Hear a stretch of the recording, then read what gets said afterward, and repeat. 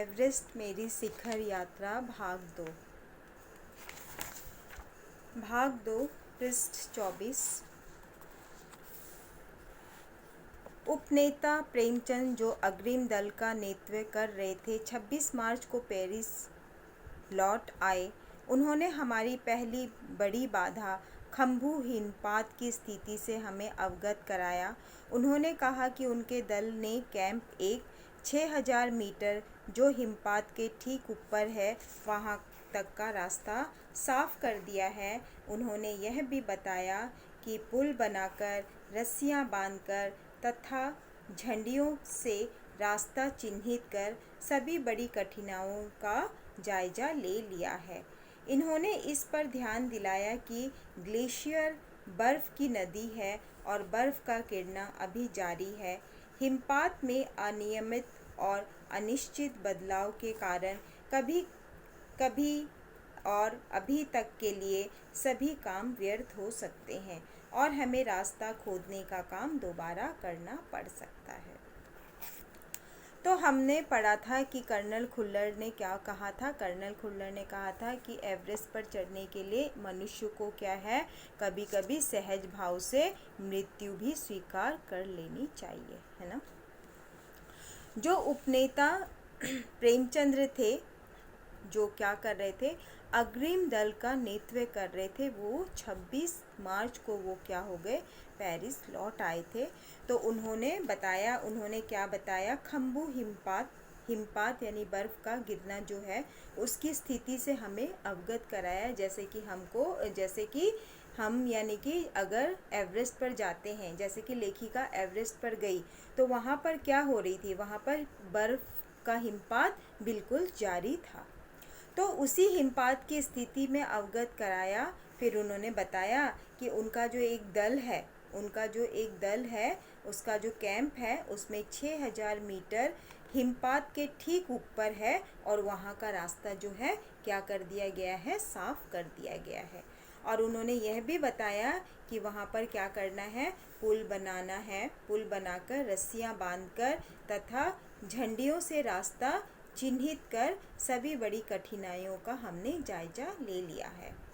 और इस पर हम लोग को ध्यान दिलाया कि ग्लेशियर जो है बर्फ़ की नदी है। किसकी नदी है? बर्फ़ की नदी है। और बर्फ़ का गिरना वहाँ पे क्या है, अभी भी जारी है। उसके बाद में हिमपात के अनियमित और अनिश्चित बदलाव के कारण अभी तक किए गए सभी काम जो है वो क्या हो सकते हैं, व्यर्थ हो सकते हैं और रास्ता खोलने का काम दोबारा करना पड़ सकता है। क्योंकि क्या है, अगर ऊपर की तरफ जैसे ही चढ़ते जाएंगे, अगर वहाँ पर हिमपात है तो जाने में बहुत कठिनाइयाँ होंगी। तो इसीलिए रास्ता को क्या है, आगे जैसे जैसे जाते रहेंगे और रास्ता क्या होता रहेगा, साफ करना पड़ सकता है।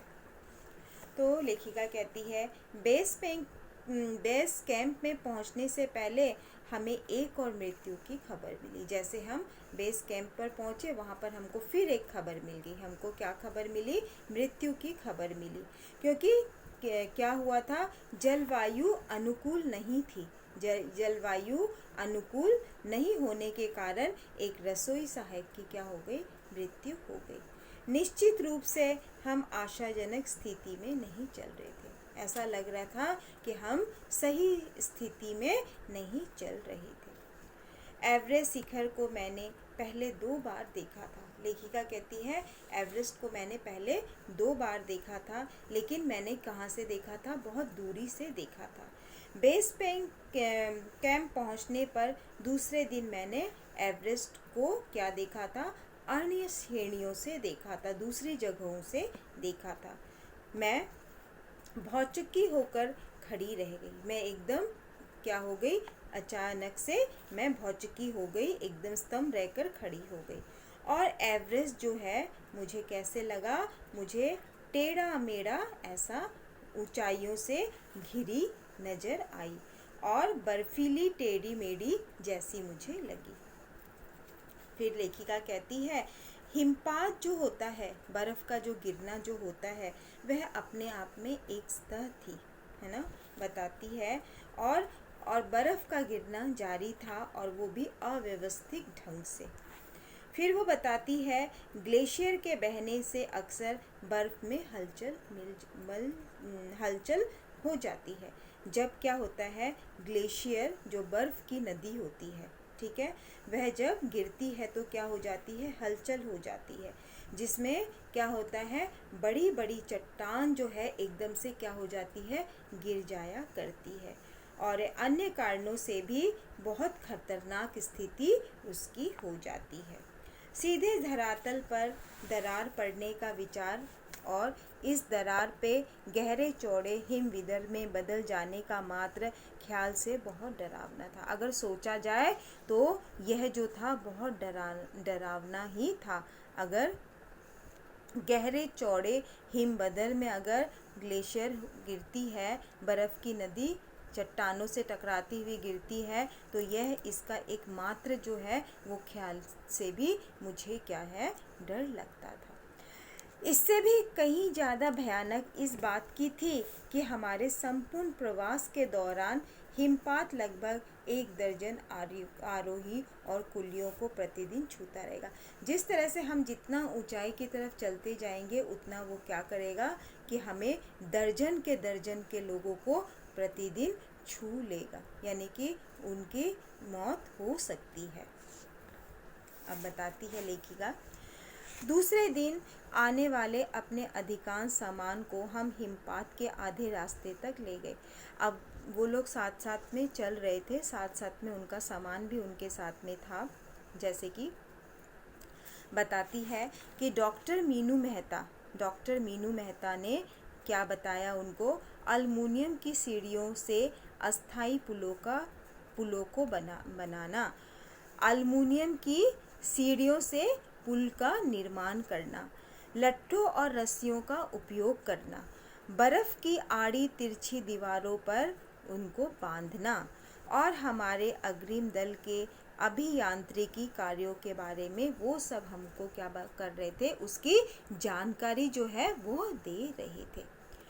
तीसरा दिन हिमपात से कैंप 1 तक सामान ढोकर चढ़ाई का अभ्यास करने के लिए निश्चित था। अब तीसरा दिन हुआ, तो तीसरा दिन हम लोग क्या कर रहे थे कि हम लोग कैंप तक के लिए जो हम अपने साथ सामान लेके आए थे, उसको लेकर हमको क्या करनी थी, चढ़ाई करनी थी। चढ़ाई यानी कि ऊपर चढ़ने को हम क्या कहते हैं, चढ़ाई कहते हैं।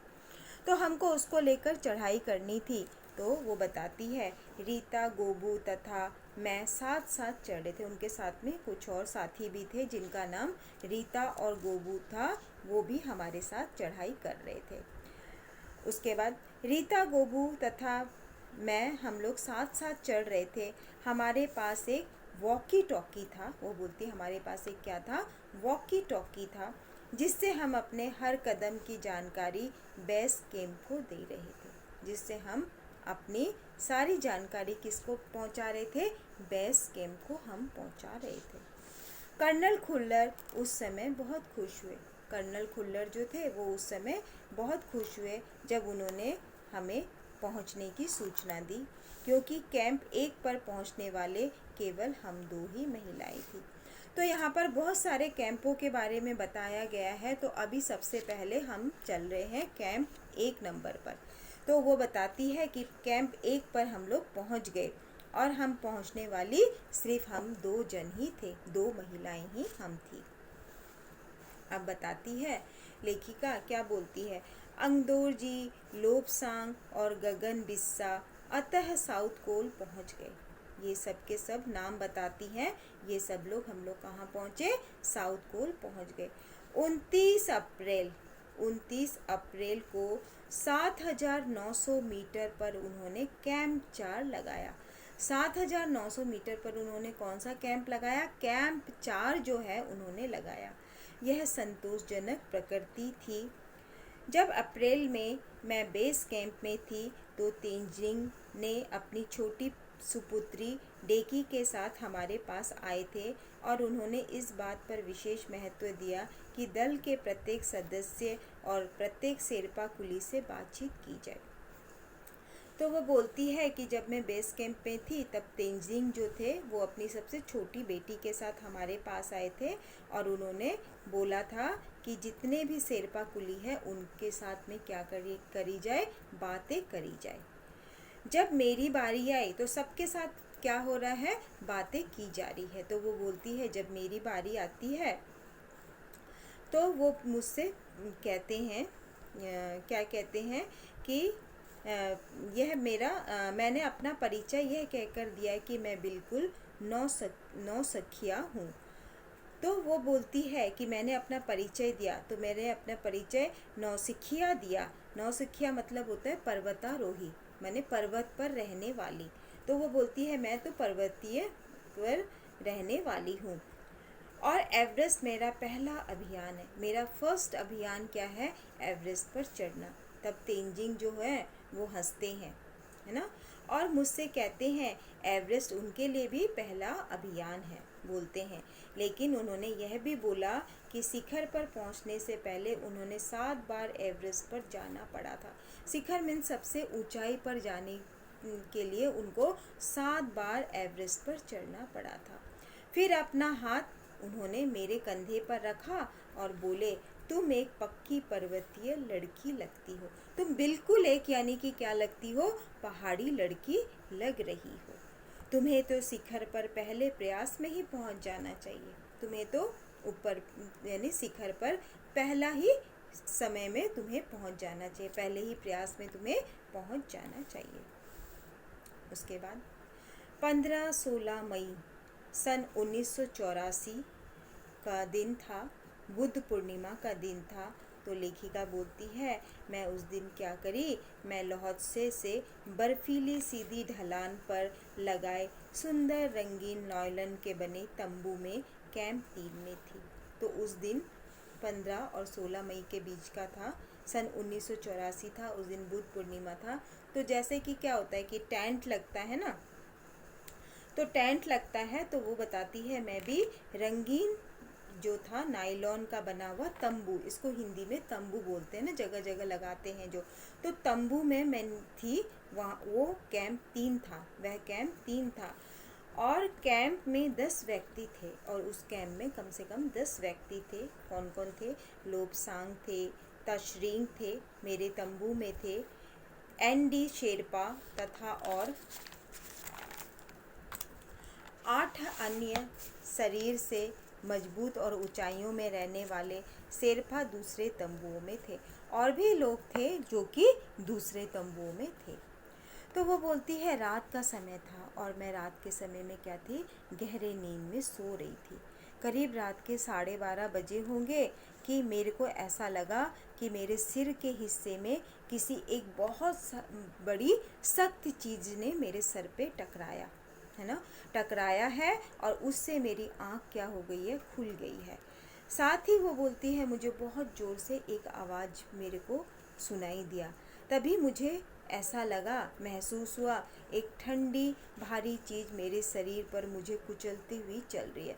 फिर मुझे ऐसा लगा कि मेरे बदन में कुछ एक ठंडा सा चीज़ गिर गया है और भारी सा कोई चीज़ है और मेरे पूरे बदन में ठंडा ठंडा मुझे लग रहा था।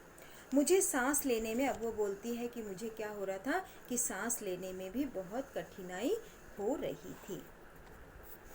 तो भाग 2 हम यहाँ पर समाप्त करते हैं, फिर हम भाग 3 में दोबारा इसे पढ़ेंगे।